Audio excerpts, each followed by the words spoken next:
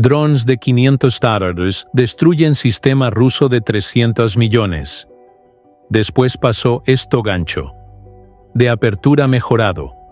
¿Qué pasaría si te dijera que un dispositivo que cuesta menos que tu teléfono móvil podría destruir sistemas de defensa valorados en cientos de millones de dólares? Suena imposible, ¿verdad? Pero la guerra moderna está reescribiendo todas las reglas que creíamos conocer. En una madrugada de octubre, algo extraordinario sucedió sobre Crimea. Algo que los ingenieros militares rusos juraban que era imposible. Imagina esto. Estás vigilando las pantallas de radar más sofisticadas del mundo. Sistemas diseñados para detectar aviones furtivos, rastrear misiles balísticos en el espacio, proteger el espacio aéreo más vigilado de Europa del Este. De repente, ves algo acercándose. Disparas misiles que valen millones. Disparas cañones. Envías cazas supersónicos. Y fallas. Una y otra vez. No porque el enemigo sea más avanzado, sino porque es demasiado simple, demasiado pequeño, demasiado inteligente en su simplicidad. Lo que sucedió aquella noche revelaría una falla fatal en todo el sistema de defensa ruso. Una vulnerabilidad tan básica, tan elemental, que nadie había pensado en ella. Y cuando el humo se disipó, el paisaje militar había cambiado para siempre. Esto es lo que realmente ocurrió. El comienzo del imposible. A las 02:47 hora local, un patrullero ruso detecta algo imposible en su radar. Drones ucranianos dirigiéndose directamente hacia el espacio aéreo más protegido de Crimea. Lo que sucedió a continuación expondría una debilidad mortal en todo el sistema defensivo de Rusia. De repente, la pantalla del operador de drones estalló en luz. 5 misiles surcan la oscuridad. 30 millones de rublos de armamento de precisión disparados con desesperación. Pero estos no eran los objetivos para los que Rusia había entrenado. Cuando el humo se despejó, los rusos vieron algo que no debería existir. El dron seguía volando, completamente intacto. Ahora dentro del espacio aéreo de Crimea, estos drones FPV tenían un objetivo en mente: destruir las defensas rusas que rodean el monte Apetri. Pero primero, tendrían que sobrevivir a algo que nadie pensó posible. La primera línea de defensa falla. En la playa debajo, un sistema de defensa aérea Pantsir S-1 ruso gira frenéticamente su antena de radar. Esto no era chatarra soviética obsoleta. Era su arma de defensa puntual de primera línea, diseñada para destruir misiles de crucero y proteger instalaciones rusas importantes. Acababa de gastar 30 millones de rublos en misiles sin impactar un dron que costaba menos que un iPhone. Mientras los drones continuaban, el monte Apetri llenaba la pantalla térmica. Esas cúpulas distintivas coronando su cima como pelotas de golf gigantes. El Pantsir disparó nuevamente, esta vez cambiando a sus cañones de 30 milímetros. Trazadoras pintaban patrones de luz a través de la oscuridad. Hermoso y completamente inútil. Los proyectiles ni siquiera estaban cerca. La ciencia de la invisibilidad. El operador ruso tenía un problema que no comprendía. El dron ucraniano volaba perpendicular al haz del radar a exactamente 50 metros de altitud, lo que creaba algo llamado muesca Doppler. Los radares no solo ven objetos, miden qué tan rápido algo se mueve hacia o lejos de ellos. Esa velocidad se llama velocidad radial. Si un dron vuela lateralmente a través del haz del radar en lugar de hacia o lejos del radar, su velocidad radial cae cerca de cero. Para la computadora del radar, un objetivo con velocidad radial cero parece desorden estacionario del terreno. Así que el sistema lo filtra para evitar rastrear estos objetivos falsos. Peor aún, las ondas de radar rebotando en el mar creaban imágenes fantasma debajo de cada dron. La computadora de seguimiento intentaba promediar el objetivo real con su reflejo, enviando misiles al aire vacío entre ellos. Esas espoletas de proximidad necesitaban algo del tamaño de una puerta de coche para activarse. Medio metro cuadrado de retorno de radar. Estos drones devolvían una centésima parte de eso. Los misiles literalmente no los reconocían como objetivos válidos. La desesperación se intensifica, mientras el operador del Pantsir descubría por qué su sistema era ahora un pisapapeles costoso. Más drones aparecieron en la imagen térmica, convergiendo desde diferentes vectores como un enjambre de avispas mecánicas. El Pantsir los había detectado a 2 kilómetros, pero sus misiles necesitaban 1.5 kilómetros solo para armar sus ojivas a una velocidad de cierre de 40 metros por segundo. Eso significaba 12 segundos desde la primera detección hasta verlos pasar volando. 12 segundos para enfrentar objetivos que su sistema no estaba diseñado para ver. Las comunicaciones por radio explotaron en las frecuencias rusas, controladores exigiendo apoyo de casas. El operador del Pantsir reportando múltiples contactos, incapaz de enfrentarlos. Alguien gritando sobre misiles que no rastreaban. Estos no eran los Tomahawks para los que habían entrenado. Estos eran juguetes moviéndose a velocidades de autopista. Y de alguna manera, eso los hacía invisibles. El objetivo principal. A las 02:50 horas, el dron líder ajustó ligeramente su curso, alineándose con la primera estructura de cúpula. Dentro de esas carcasas protectoras había radares valorados en cientos de millones, equipos que podían rastrear misiles balísticos en el espacio, supuestamente detectar cazas furtivos, proporcionar advertencia temprana para toda la región del Mar Negro. Las cúpulas mismas costaron millones en construir, diseñadas para sobrevivir bombas de 1000 libras lanzadas desde 30.000 pies. Nadie había considerado qué sucedería cuando el ataque viniera de electrónica de consumo volando a la altura de los árboles. Detrás del dron líder, otros se acercaban a sus objetivos asignados. El operador del Pantsir solo podía observar su pantalla y reportar su fracaso. La respuesta de su comandante fue inmediata y desesperada. Envíen cazas ahora. Entra el cazador. Justo cuando el Pantsir se rendía, un caza Su-30 descendió a través de la oscuridad previa al amanecer.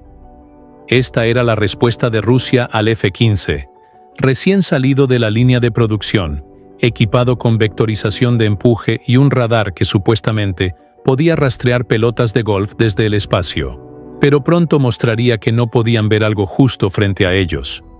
El radar BARS del piloto, el radar principal de la aeronave para rastrear objetivos y guiar armas, mostraba algo que no tenía sentido. Los contactos aparecían y desaparecían como luciérnagas. Allí en un barrido, luego desaparecían en el siguiente. El sistema necesitaba 5 retornos de radar consecutivos para confirmar que un objetivo era real.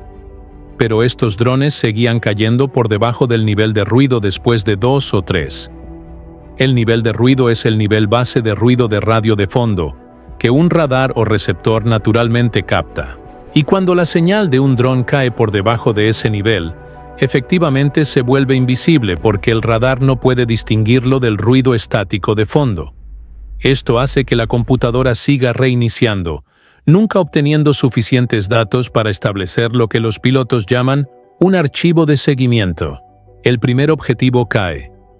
Mientras tanto, 500 metros abajo, el primer dron alcanzó su objetivo.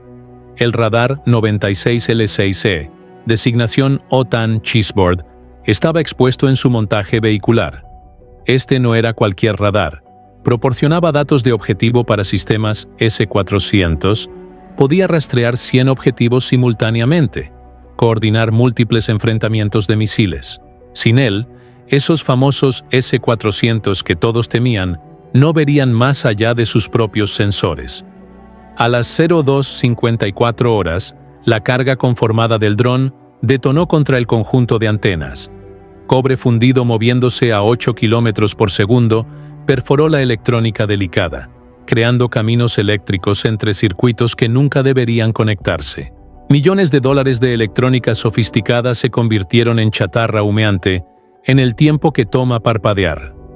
El caza se retira ahora sin misiles. El Su-30 subió bruscamente, el piloto reportando su fracaso al control terrestre. Su indicador de combustible mostraba que necesitaba regresar a la base inmediatamente. 4 misiles disparados, cientos de proyectiles de cañón gastados, 0 impactos. Mientras ascendía, más drones continuaban sin oposición hacia el monte Apetri. Pero el radar del piloto mostraba algo que no tenía sentido. Estos nuevos contactos no venían del territorio ucraniano. Estaban apareciendo de la nada, materializándose a 10 kilómetros de la costa como fantasmas surgiendo del mar mismo. El secreto en el mar. El control terrestre tenía la misma lectura imposible. Mientras los rusos estaban enfocados en lo que ya estaba en el aire, no se dieron cuenta de lo que estaba justo bajo sus narices. A 10 kilómetros de la costa de Crimea, drones FPV estaban en rieles de lanzamiento. Sus operadores en ningún lugar cerca de esta plataforma flotante. Los barcos, sin nombre oficial todavía, pero pertenecientes a la familia Úrsula, habían estado aquí durante 2 horas, completamente invisibles para cada radar en la montaña adelante. El secreto era geometría, no tecnología. El radar Podliot K1 en el monte Apetri podía detectar aeronaves a 300 kilómetros y rastrear misiles balísticos en el espacio. Capacidades impresionantes, a menos que entendieras trigonometría básica. Sentado a aproximadamente 3.600 pies de elevación, con un ángulo mínimo de depresión de -2 grados, el radar físicamente no podía ver nada por debajo de 43 metros de altitud, dentro de 10 kilómetros de la costa. Estos barcos navegaban a 5 metros sobre las olas. No estaban evadiendo detección. Estaban navegando a través de una zona ciega del tamaño de una pequeña ciudad que la física había tallado en la cobertura. El sistema de relevo. Viendo los primeros drones eliminando el radar S-400, el USV comenzó a lanzar más drones cuyos motores eléctricos estaban acelerando con un sonido como avispones furiosos. Pero cómo estos drones FPV pudieron hacer esto a docenas de kilómetros de la costa fue gracias a este sistema. Verás, Ucrania no vuela drones directamente desde Odessa hasta Crimea con una sola señal de radio.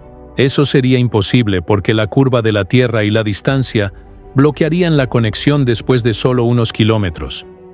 En cambio, usan barcos de relevo como este, situados a 10 o 20 kilómetros de la costa de Crimea.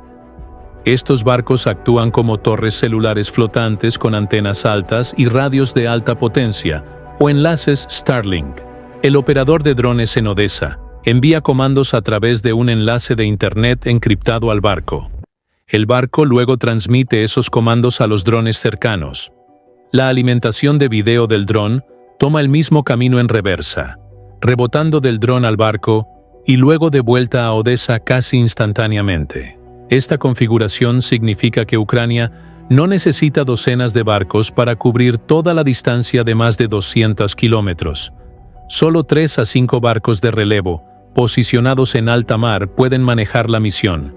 Se mantienen lo suficientemente cerca de los drones para mantener una conexión limpia de baja latencia, mientras que los enlaces de datos seguros de largo alcance manejan la distancia entre el operador y los barcos.